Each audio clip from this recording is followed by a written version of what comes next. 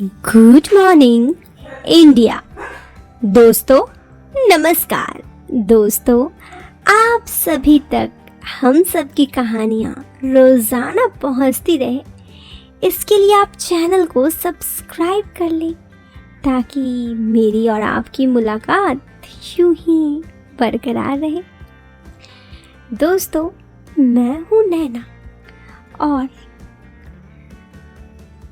आज आप सबके लिए एक बहुत ही प्यारी सी कहानी लेकर आई हूँ जो पसंद तो आपको ज़रूर आएगी। दोस्तों ये कहानी मेरे दोस्त राघव की है, जो राघव ने मुझे कहा था। राघव गांव से था। राघव का घर गांव में था। राघव बचपन से ही गांव में पला बड़ा था। राघव हमेशा गांव में जो सभी लड़कियां नॉर्मली सूट और साड़ी पहनती हैं, उन सबको ही देखा था। अब आगे की कहानी आप राघव की भाषा में सुने, आपको ज़्यादा पसंद आएगा। तो दोस्तों मैं अपने ग्रेजुएशन की पढ़ाई करने के लिए शहर आ गया। उस वक्त मेरी उम्र 19 साल थी। मैं बचपन से गांव में पला बड़ा था। शहर आकर सब चीजें मुझे काफी ज्यादा आश्चर्यचकित करती, बहुत ही ज्यादा आश्चर्यचकित करती। मैं हमेशा उन सब चीजों को देखता और देखते रह जाता। गांव में रहकर पला बड़ा होकर शहर की जिंदगी मेरे लिए काफी अलग थी। शहर आए अभी कुछ ही दिन हुए थे मुझे। कॉलेज में एडमिशन ले लिया और हॉस्टल की जगह मैंने सोचा एक भाड़े का कमरा ले लिया जाए। तो मैं अपने कॉलेज के करीब 10 मिनट की दूरी में एक घर पर किराया ले लिया। उस घर पर मकान मालिक रहते थे और उनके साथ उनकी पत्नी। मकान मालिक मुझसे काफी अच्छे से बात करता। सुबह ऑफिस जाने से पहले वो अक्सर मेरी मुलाकात उनसे हो जाती। मेरे भाड़ा का ये कमरा छत के ऊपर बना हुआ था। मकान मालिक, जिनका नाम राजेश जी था, वो नीचे अपने परिवार के साथ रहते थे। राजेश जी सुबह सवेरे ऑफिस जाते और रात को 10-11 बजे घर आते।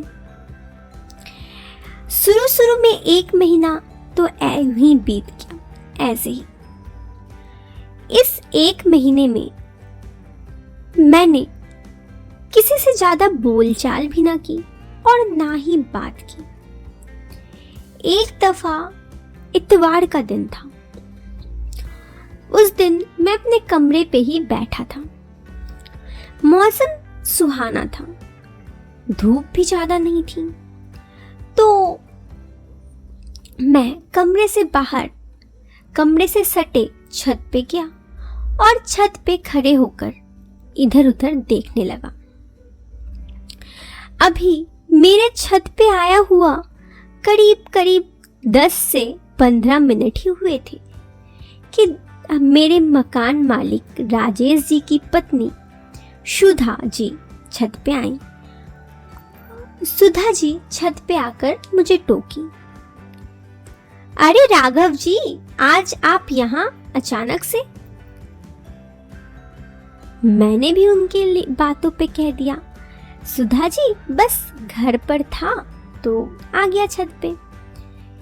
इस तरह मेरी उनसे पहली दफा बातचीत शुरू हुई। अगर उनकी रूपरेखा के बारे में वर्णन करूं तो कहना शायद कम पड़ जाएगा। वो सच में खूबसूरती की एक परी थी मानो। सुनहरे लंबे बाल, नशीली आंखें जो किसी को भी घायल कर दे, गुलाबी होंठ, लंबी नाक। मैं तो उन्हें पहली दफा ही देखकर उनका दीवाना हो गया था। लेकिन कभी भी उनसे बात करने की हिम्मत ना हुई। आज पहली दफ़ा जब उन्होंने मुझे टोका तो मैं भी उनसे बात करने लगा।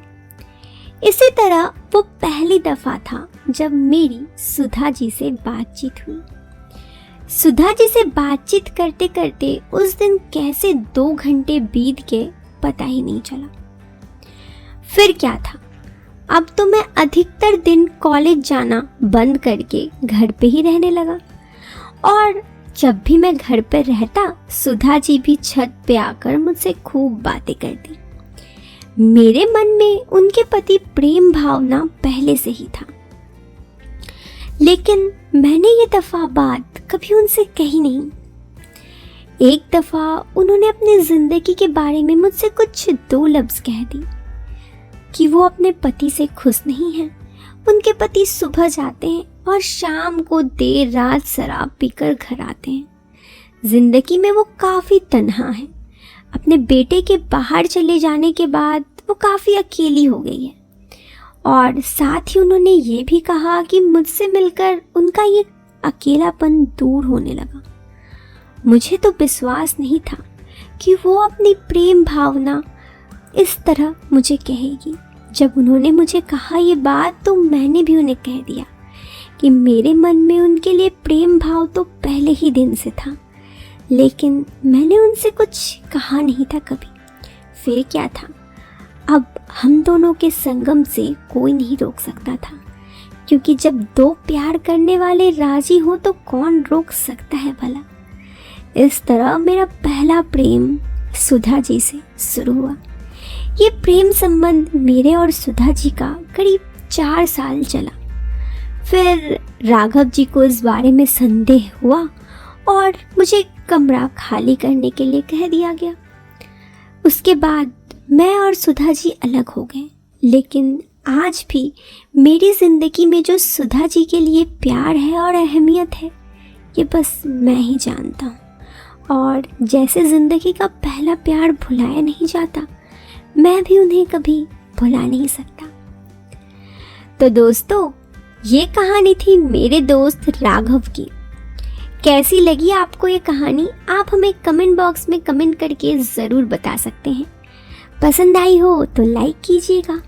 मैं नैना आपसे लेती हूँ अलविदा। मैं मिलती हूँ आपसे फिर एक नए वीडियो में। तब तक के लिए बाय।